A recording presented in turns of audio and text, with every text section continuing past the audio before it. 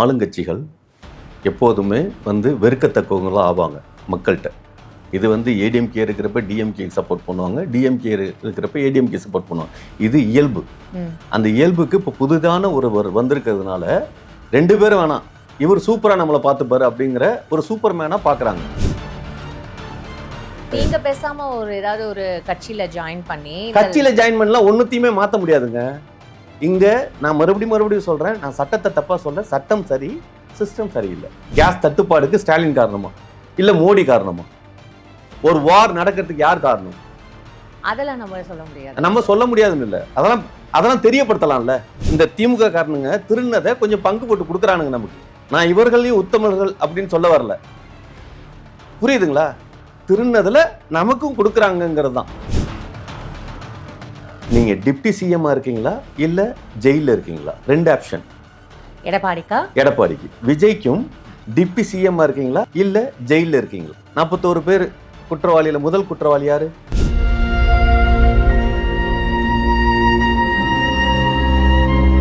இப்ப நம்ம பேசுறோம் இல்லையா, இதுலயே 4 பேர் உனக்கு 10 மோனே உனக்கு என்ன தெரியும் அப்படிம்பான். 10 மோனே உனக்கு என்ன தெரியுங்கிற வார்த்தை ஏன்னா அவன் தலைவனை நான் திட்டுறேன், அவன் தலைவனை நான் தெய்வ மகன்னு திட்டுறதுக்கு எவ்வளவு நேரம் ஆகும்? நாளைக்கு நம்ம சூசைட் பண்ணிக்கலாம் அப்படிங்கிற மனநிலை, இன்னைக்கு சூசைட் பண்ணிக்கலாம் அப்படிங்கிறது இன்னைக்கு வேணாமே, நாளைக்கு சூசைட் பண்ணிக்கலாம்னு கொஞ்சம் தள்ளி போடுறப்ப இருக்கிற தைரியம் இருக்கு இல்லையா, அந்த தைரியத்துல தான் உட்காந்து பேசிட்டு இருக்கிறதுலாம். ஒரு ரோட்ல ஜல்லி ஊற்றி தார் ஊத்திட்டு இருக்கிறவன் கடைசி வரைக்கும் அதே உழைப்பு தான், கிட்டத்தட்ட 30-40 வருஷமா அப்படிதான். ஆனா அவன் ஏதாவது வாழ்க்கையில முன்னேறி அடுத்த கட்டமா நவுற முடியுதா? கவர்மெண்ட் வீடை வாங்கறதுக்கு தான் ட்ரை பண்றான், அதே பங்களா கட்டத்துக்கு முடியுதா? சீமான் எப்ப கட்சி ஆரம்பிச்சார் அப்படிங்கிறது வரைக்கும் ஒரு ஈழத்தமிழ் போர் நடந்துட்டு இருக்கு. அவரு போர் காலத்துல அவர் அங்க வந்தப்ப அவரு கூட நான் இருந்தவன், எங்க கூடவே வேலை பார்த்து எங்களோட உட்காந்து சாப்பிட்டுட்டு இருப்பான். அடுத்த நாள் பார்த்தா குண்டடிப்பட்டு செத்து போயிருப்பான். இந்த பெரியாரை ஒருத்தன் அவாய்ட் பண்ணிட்டு முருகனை தூக்கி உள்ளார கொண்டு வர்றான் அப்படின்னாவே நீங்க ஜாதி அரசியல் பண்ண போறீங்கன்னு அர்த்தம். எல்லாமே இந்துவா மாறிடுறோம், புரியுதுங்களா? யாருக்கிட்ட போய் நம்ம எதிர்ப்பா நடத்த போறோம்? எதுக்கு எதிர்ப்பு நடத்தணும்? அதான் எதிர்ப்பு நடத்தணும் அப்படிங்கிறப்ப அப்ப எல்லாமே அப்படியே இருந்துட்டு போலாமே, இருக்கிறதா அப்படியே இருக்கலாமே. ஏன் எல்லாரும் இந்துவா மாறணும்? போட்டோ பாத்தீங்களா? திரிஷாவும் விஜயும் கல்யாணம் பண்ண போட்டோ பார்க்கல. நான் பார்த்தேன். ஆசீர்வாதம் யாரு தெரியுமா பண்ணுவா? எனக்கு கல்யாணம் ஆச்சா குழந்தை இருக்கான்றத நான் உங்ககிட்ட சொன்னேன். ஐயோ எனக்கெல்லாம் இருந்து இல்ல. பிக்சர் பாத்தீங்களா? ஐயோ உங்ககிட்ட நான் போட்டோஸ் காமிச்சேனா? அப்ப இல்லையா? சரி, உங்களுக்கு கல்யாணம் ஆகிறதுக்காக நான் பிரார்த்தனை பண்ணிக்கிறேன்.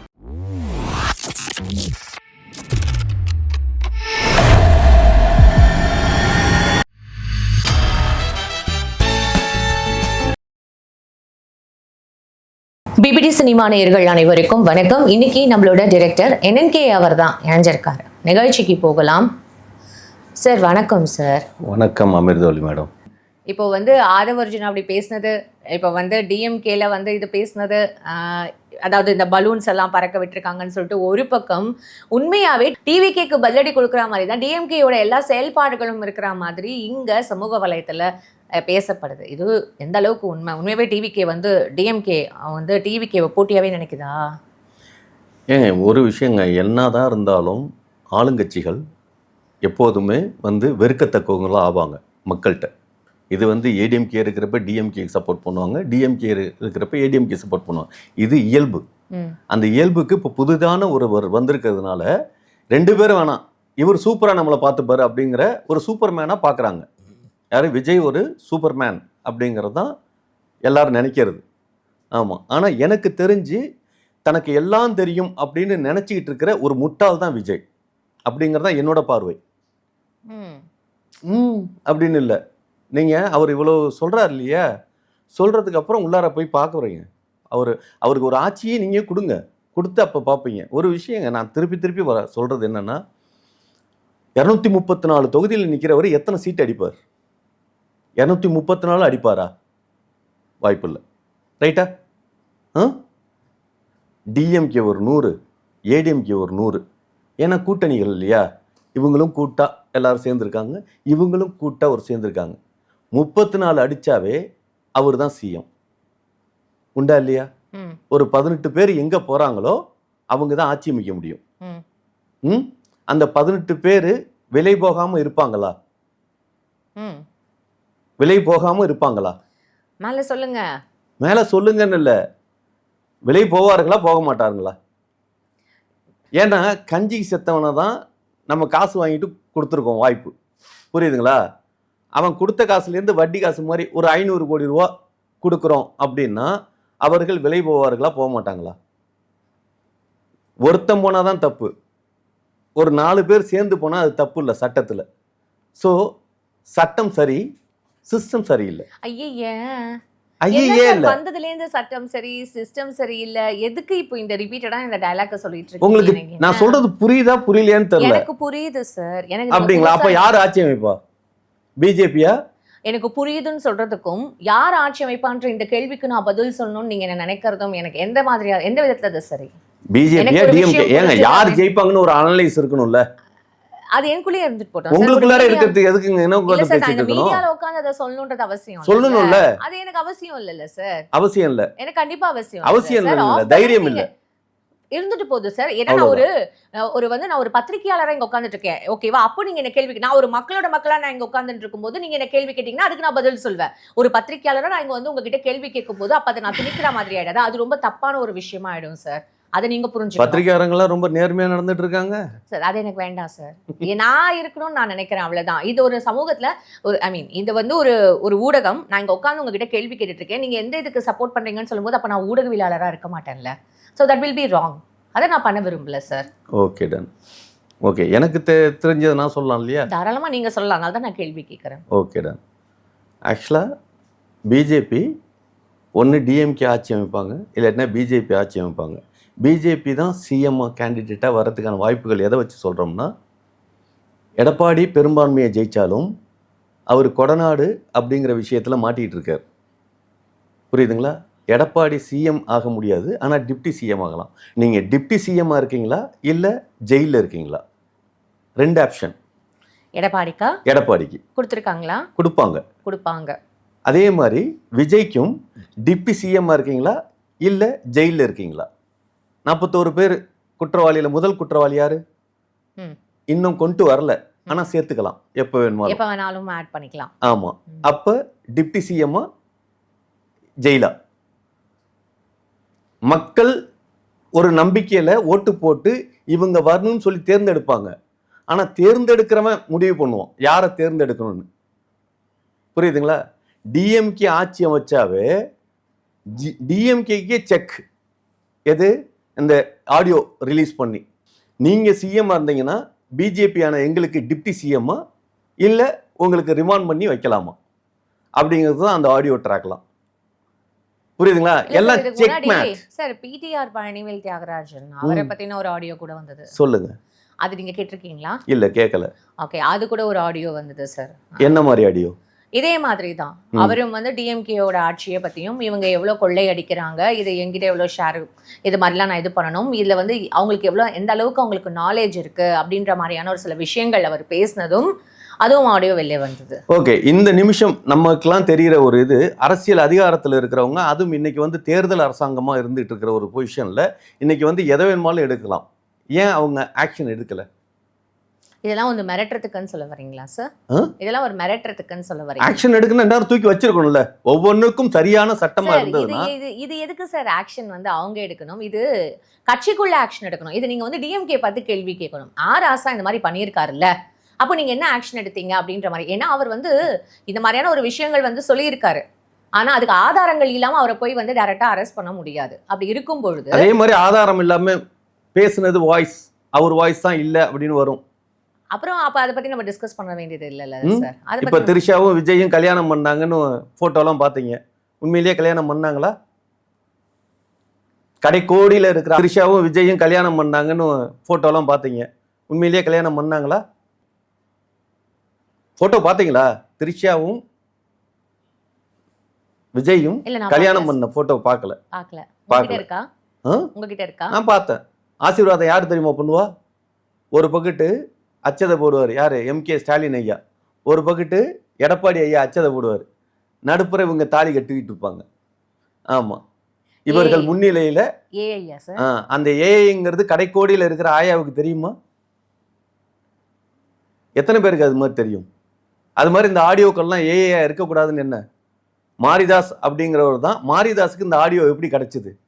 எந்த அரசாங்க அதிகாரி கொடுத்தாங்க? ஒன்று பேசுனவன் அனுப்பணும், இல்லாட்டினா பேசுனதை கேட்டவன் அனுப்பணும். 2 பேத்துக்குள்ள இருக்கிற ஒரு ஆடியோ எப்படி வெளியில வந்தது? அரசாங்கம் ஒவ்வொருத்தனோட மேல்மட்டத்தில் இருக்கிற எல்லாரோட இதையும் ஒட்டு கேட்டுக்கிட்டு இருக்கும். அப்போ ஒட்டு கேட்கிற அரசாங்கம் ஏன் எடுத்து பத்திரமா வச்சுக்கிட்டதை எப்ப ஏன் ரிலீஸ் பண்ணுது? அப்ப இந்த பத்திரப்படுத்தி வச்சது எந்த கட்சிக்காரன்? எதற்காக பத்திரப்படுத்தி வச்சான்? புரியுதுங்களா? சரி. ஏன் இது இத்தனை நாளா வராம இப்ப வருது? மாரிதாஸ் அவ்வளவு ரகசியமா ஏதாவது தனிப்பட்ட முறையில ஏலியன்ஸ்ட கேட்டு வாங்கிட்டாரா? இல்ல கடவுள் முருகபெருமான் கொண்டு அருள் புரிஞ்சுட்டு போயிட்டாரா? போதும் லிஸ்ட் பெருசா போகுது. நீங்க டிஎம்கே சப்போர்ட்டர் தான், நாங்க அக்செப்ட் பண்ணிக்கிறோம். நான் தான் சொல்றேன், நான் தான் ஓப்பனா சொல்றேன். நான் டிஎம்கேல இருக்கிறதுக்கு ரீசன் அப்படின்னா இந்த தமிழ் சமூகமா இருக்கணும் அப்படிங்கிறதுக்கு தான் டிஎம்கேல இருக்கிறதுங்கிறது. Fine sir. இப்போ நெக்ஸ்ட் சொல்லுங்க, நெக்ஸ்ட் என்ன சொல்லணும்? எது வேணுமாலும் கேளுங்க. எந்த கேள்வியுமே இல்லைன்றதை தான் இப்போ நம்ம சொல்லணும். ஓகே, நான் உங்கள்கிட்ட கேள்வி கேட்கிறேன். கேஸ் தட்டுப்பாடுங்கிறதுக்கு ஸ்டாலின் தான் காரணமா? சொல்லுங்க. ஸ்டாலின் தான் காரணமா? கேஸ் தட்டுப்பாடுக்கு ஸ்டாலின் காரணமா இல்ல மோடி காரணமா? மோடியா ஸ்டாலினா? நீங்க சொல்லுங்க. சென்ட்ரல் கவர்மெண்ட் தான். சென்ட்ரல் கவர்மெண்ட் தான். எதை வச்சு சென்ட்ரல் கவர்மெண்ட்ங்கிறீங்க? அப்ப அமெரிக்காவில் ஒரு பெட்ரோலோட விலை ஜாஸ்தி ஆகுது, அங்கேயும் தட்டுப்பாடா இருக்குது. மோடி தான் காரணமா? சென்ட்ரல் கவர்மெண்ட் தானா? ஒரு வார் நடக்கிறதுக்கு யார் காரணம்? அதெல்லாம் நம்ம சொல்ல முடியாது. நம்ம சொல்ல முடியாதுன்னு இல்ல, அதெல்லாம் தெரியப்படுத்தலாம்ல, மக்களுக்கு தெரியப்படுத்தலாம்ல. அந்த மக்களுக்கு தெரியப்படுத்தாம ஒரு தலைவன், நாளைய தலைவன் அப்படிங்கிறவன் எந்த அளவுக்கு மக்களை முட்டாளாக்கி அந்த வேன்ல ஏறி நின்றுட்டு பேசுறாங்கிறது உங்களுக்கு தெரியுதுங்களா? அவன் கடந்து போற விஷயம் இல்ல. முட்டாள்தனமான பேசுற விஷயத்தை நம்ம ஆமா சொல்லி ஏத்திட்டு இருக்கோம். நான் சொல்லி முடிக்கவே இல்ல. அது மக்கள் டிசைட் பண்ணுவாங்கன்னு சொன்னேன் சார். நான் அதுக்கு ஆமோதிக்கல. மக்கள் டிசைட் பண்ணுவாங்கன்னா ஒரு விஷயம் நல்லா தெரிஞ்சுங்க, மக்கள் இங்க முட்டாளா இருக்கான். ஒரு விஷயம் நல்லா தெரிஞ்சுங்க, ஒரு சட்டத்துல 2 இடத்துல தேர்தல்ல நிக்கலாம் அப்படின்னு ஒரு ஓட்டையை போட்டு வச்சிருக்கானுங்க. புரியுதுங்களா? இப்ப சென்னையில நிக்கிறான் ஒரு தலைவன், ஓகேவா? சென்னையில இருக்கிறவனா அறிவாளியா இருக்கான், படிச்சவனா இருக்கான். ஒரு ராமநாதபுரத்துல படிக்காத கிராம தொகுதியில அதே தலைவன் நிக்கிறான். புரியுதுங்களா? இங்க தோத்தர்றான், அங்க ஜெயிச்சர்றான். படிக்காத மக்கள்கிட்ட அவன் வெற்றியாளன் ஆயிடுறான், படிச்சவன்கள்ட்ட தோல்வியான ஆகுறான். அப்படிங்கிறப்ப மக்கள் முட்டாளா இல்ல தேர்தல் அதிகாரம் என்ன? புரியல. தெரியுதுங்களா எந்த அளவுக்கு சட்டத்துல ஓட்டைகள்லாம் எவ்வளவு ஸ்ட்ராங்கா நல்லா அருமையா போட்டு வச்சிருக்காங்க. நீங்க பேசாம ஏதாவது ஒரு கட்சியில ஜாயின் பண்ணலாம், ஒண்ணுத்தையுமே மாத்த முடியாதுங்க. இங்க நான் மறுபடியும் சொல்றேன், நான் சட்டத்தை தப்பா சொல்றேன். சட்டம் சரி, சிஸ்டம் சரியில்லை. அந்த சிஸ்டம் சரி பண்றதுக்கு நீங்க குரல் கொடுங்களேன். அந்த குரலா தான் நம்ம பேசிட்டு இருக்கோம். இது வேணாம், இதுலதான் நீங்க பேசணும். இதுலதான் பேசல, தனித்தனியா இதுல பேசுற ஒரு விஷயங்க. இதுல பேசுற 4 பேர், இப்ப நம்ம பேசுறோம் இல்லையா, இதுலயே 4 பேர் உனக்கு பத்தினி மகனே உனக்கு என்ன தெரியும் அப்படிம்பான். பத்தினி மகனே உனக்கு என்ன தெரியுங்கிற வார்த்தை ஏன்னா அவன் தலைவனை நான் திட்டுறேன்னா, அவன் தலைவனை நான் தெய்வ மகன்னு திட்டுறதுக்கு எவ்வளவு நேரம் ஆகும்? அவர் என்னை பத்தினி மகன் அப்படின்னு திட்டுறப்ப அவங்க தலைவனை நான் தெய்வ மகன்னு திட்டுறதுக்கு எவ்வளவு நேரம் ஆகும்? சரி இல்ல, புரியுதுங்களா? நம்ம சொல்றோம் அப்படின்னா கூட, அந்த செய்தியை சொல்றோம் அப்படின்னா கூட சொல்றதுக்கு தைரியம் இல்லாத நிறைய பேர் இருந்துட்டு இருக்கானுங்க. நம்ம தைரியமா சொல்றோம் அப்படிங்கிற விஷயத்துக்கு இந்த தைரியம் அப்படிங்கிறதுங்கிறது கிடையாது. எதுவுமே இல்லை வாழ்க்கையில, எதுவுமே இல்லை, விரக்தியாகி உட்காந்து நாளைக்கு நம்ம சூசைட் பண்ணிக்கலாம் அப்படிங்கிற மனநிலை, இன்னைக்கு சூசைட் பண்ணிக்கலாம் அப்படிங்கிறது இன்னைக்கு வேணாமே நாளைக்கு சூசைட் பண்ணிக்கலாம்னு கொஞ்சம் தள்ளி போடுறப்ப இருக்கிற தைரியம் இருக்கு இல்லையா, அந்த தைரியத்துல தான் உட்காந்து பேசிட்டு இருக்கிறது. இதெல்லாம் வாழணுங்கிற ஆசை இருக்கிறவனுங்க தான் வேற மாதிரி பேசிட்டு இருப்பானுங்க. புரியல நந்தகுமார் சார், சொல்லுங்க மேடம். என்ன திடீர்னு இப்படி எல்லாம் பேசுறீங்க? இல்ல இப்படி எல்லாம் பேசுறீங்க இல்ல, உண்மை பேசிட்டு இருக்கோம், புரிய வைக்கிறோம். புரியுற அளவுக்கு நாலேஜ் மக்கள்கிட்ட இல்லை அப்படின்னு தான் சொல்லணும். Fine sir. இப்போ நீங்க தொடர்ந்து எந்த மாதிரியான ஒரு விஷயங்கள்லாம் நீங்க பேசினதே கிடையாது. இது என்ன திடீர்னு சூசைட் பத்தி எல்லாம் பேசுறீங்க? அது எதுக்கு அந்த மாதிரியான ஒரு வார்த்தை? இல்லைங்க, மனநிலை, ஒருத்தரோட மனநிலை எந்த அளவுக்கு இருக்குதுங்கிறத முதல்ல புரிஞ்சுக்கணும். எல்லாரும் பேசுவாங்களா அப்படின்னா எல்லாரும் பேச வேண்டிய அவசியமும் இல்லை. ஏன்னா நீங்கள் வேலை பார்த்தா தான் உங்களுக்கு சாப்பாடு. ஏதாவது உங்களுக்கு கட்சி வந்து கொடுக்குதா? யாராவது உங்களுக்கு வந்து கொடுக்குறாங்களா? நாங்கள் உட்காந்து பேசிட்டு போனால் ஏதோ போகிறப்ப கன்வென்ஷன் இந்தாங்க அப்படின்னு கொடுப்பாங்க. புரியுதுங்களா? அது இல்லாமல் நான் போய் வேற இடத்துல போய் ஏதாவது எனக்கு தெரிஞ்ச வேலையை பார்க்குறப்ப தான் அதில் கிடைக்கிற காசை வச்சு தான் இது மாதிரி தான் ஒவ்வொரு மக்களுமே அவன் வேலை பார்த்து தான் வாழ்ந்துட்டு இருக்கான். ஒரு ரோட்டில் ஜல்லி ஊற்றி தார் ஊற்றிட்டு இருக்கிறவன் கடைசி வரைக்கும் அதே உழைப்பு தான். கிட்டத்தட்ட 30-40 வருஷமா அப்படிதான். ஆனால் அவன் ஏதாவது வாழ்க்கையில் முன்னேறி அடுத்த கட்டமாக நவுற முடியுதா? கவர்மெண்ட் வீடை வாங்குறதுக்கு தான் ட்ரை பண்ணுறான். அதே பங்களா கட்டுறதுக்கு முடியுதா? இங்கே பங்களாலாம் கட்டுறது யார் கட்டுறான்? மக்கள் எப்படி இருக்கான்? ஆட்சி செய்கிறவன் எப்படி இருக்கான்? இதுல இவன் கொள்ளடிச்சான் அவன் கொடுச்சாங்க, எல்லாருமே திருடர்கள் தான். ஆனா இந்த திமுக காரணங்க திருநதை கொஞ்சம் பங்கு போட்டு கொடுக்குறானுங்க நமக்கு. நான் இவர்களையும் உத்தமர்கள் அப்படின்னு சொல்ல வரல, புரியுதுங்களா? திருநதுல நமக்கும் கொடுக்குறாங்கிறது தான் சார். அப்போ டிஎம்கே, ஏடிஎம்கே, டிவிகே யார் வந்தாலும் அப்படின்னும் போது நான் தமிழர் கட்சி அப்படின்ற ஒரு கட்சி சீமான் அவர்களோட பேச்சை கேட்கறதுக்காகவே ஒரு கூட்டம் இத்தனை நாள் இருந்தல. இளைஞர்களோட கூட்டம் எல்லாம் அவர் நோக்கி போய்கிட்டு தான் இருந்தது. இப்போ இருக்குன்னு நம்ம நம்பலாம். ஏன்னா நம்ம எலெக்ஷன் வர வரைக்கும் தான் நமக்கு அது அப்போதான் தெரிய வரும். அவரை பற்றி என்ன சொல்லுங்க? அவரை பற்றி என்னன்னா, ஒரு விஷயம், சீமான் வந்து எப்போ கட்சி ஆரம்பித்தார் அப்படிங்கிறது வரைக்கும் ஒரு ஈழத்தமிழ் போர் நடந்துட்டு இருக்குது.